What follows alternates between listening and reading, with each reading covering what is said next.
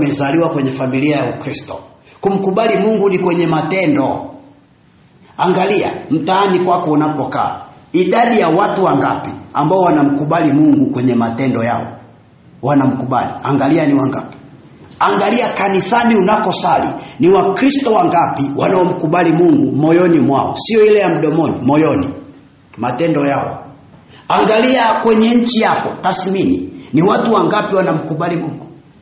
Ukiangalia ukikuta ni jamii kubwa ya watu inashangilia dhambi na uovu, moja kwa moja kwenye eneo hilo hapawezi kuwa na mema ya nchi. Mungu hajasema mtakula mema ya nyumbani, anasema mema ya nchi. Kwa kumbe kukubali kwa mtu mmoja kunaleta mema kwa nchi yake. Narudia tena. Kukubali kwa mtu mmoja, kumkubali Mungu, kunaleta mema ya nchi yake. Na pia mtu mmoja akimkataa Mungu na akimuasi Mungu, analeta unajisi kwenye nchi yake. Narudia tena hii sentence. Mtu mmoja akimkataa Mungu, akimuasi Mungu, analeta unajisi kwenye nchi yake. Na unajisi wenyewe Mungu anasema mkikataa mtaangamizwa. Ina maana ni unajisi wa watu kuishi maisha ya kuangamizwa kwa upanga. Mahala penye kuangamizwa kwa upanga kuna mauti. Kuna mauti. Na ndio maana dunia leo Mungu alipoachilia adhabu yake, fikiria mauti ngapi mpaka sasa zimetokea. Vifo ni vingi kweli kweli, kwa sababu upanga umepita. Na uchumi, upanga umepita kwenye uchumi pia. Na ndio maana mifumo ya uchumi na yenyewe pia mauti imeingia. Na ndio maana watu wanateseka saizi. Kwa sababu gani? Dhambi ya mtu mmoja inaleta mauti kwenye taifa. Mtu mmoja tu anatosha kuleta mauti. Sasa mwana wa Mungu, tuelewane vizuri. Akitokea mtu mmoja anafanya mema, anamtii Mungu, na mwingine hamtii Mungu, moja kwa moja kinachotokea, huyu mmoja anayemtii Mungu atanajisiwa na yule mwingine asiyemtii Bwana kiuchumi. Kwa nini kiuchumi watanajisiwa? Kwa sababu mfumo wa maisha ya kiuchumi ni mfumo ambao unaenda kwa kutegemeana. Narudia hii kauli. Mfumo wa maisha ya kiuchumi ni mfumo ambao unaenda kwa kutegemeana. Unaweza ukajiuliza wanategemeanaje? Ngoja nikupe mfano.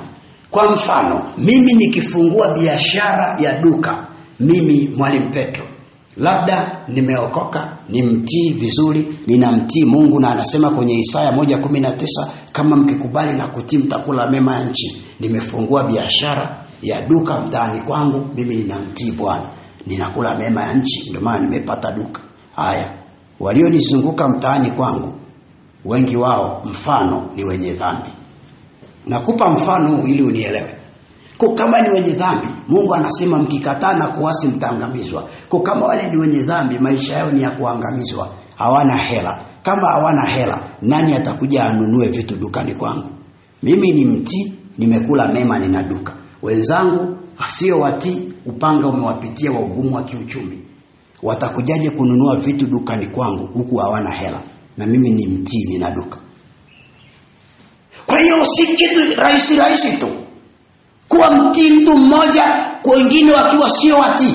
Hata huyu ambaye sio mtii atajikuta anaingia kwenye adhabu, naye pia vitu vyake vinakwama, kwa sababu mfumo wa kiuchumi ni mfumo wa kutegemeana.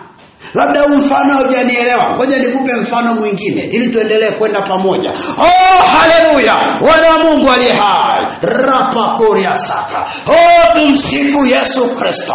Tumsifu Yesu Kristo. Haleluya, kanisa la Bwana. Rapa shanda rapa seke. Ngoja nikupe mfano mwingine.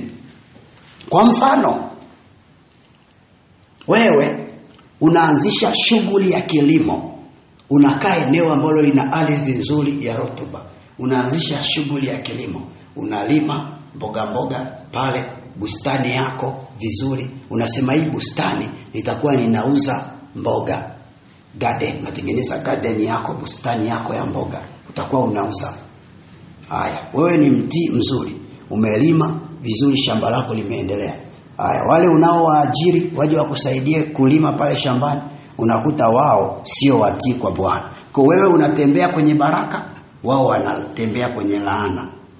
Kwa moja kwa moja, wewe unapolima, unapowaweka waje wakufanyie kazi, kinachotokea wateja hawaji. Kwa nini?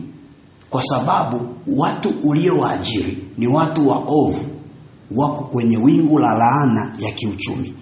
Wewe uko kwenye laana ya baraka. Ndio maana utakuta bustani yako imechanua, ina mboga nzuri, imenona vizuri, wateja hamna. Unajiuliza, mbona bustani imekubali hivi? Nimemkosea Mungu wapi? Kumbe kilichoziba wingu la wateja ni watu uliowaajiri kufanya kazi. Unakuta umeajiri watu waovu.